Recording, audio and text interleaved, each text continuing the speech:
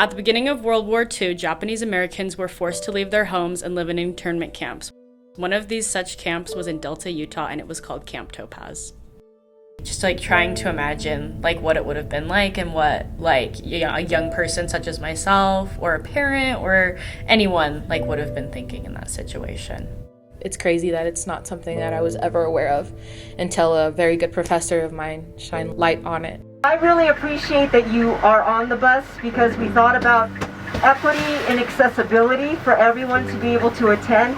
As we walked through the museum, it was just very eye-opening to see, instead of just hearing about it was this place and that's all we knew. It was giving me specifics. It was showing me the real condition. It was showing that these people really were just taken from their lives.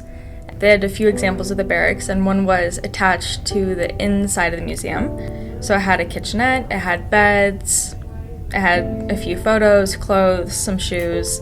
And then we got to the outdoor one, which you could see through cracks in the wall, and it was really cold. In Delta, in the summers, it can get to be over 100, and in the winters, it can get to be below 0. You could understand how if they had a dust storm, how everything would be coated in dust.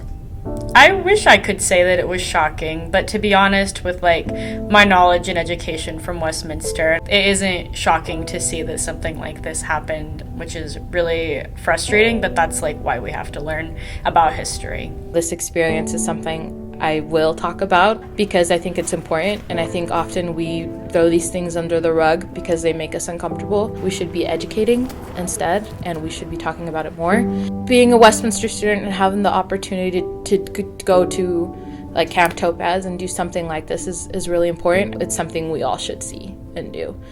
It is my hope, in whatever role that you serve in education, ask yourself, what is my role in ensuring that stories and lived histories and lived experiences like this are not forgotten and are a part of, again, our U.S. dialogue, and that hopefully that with this knowledge, this doesn't repeat itself.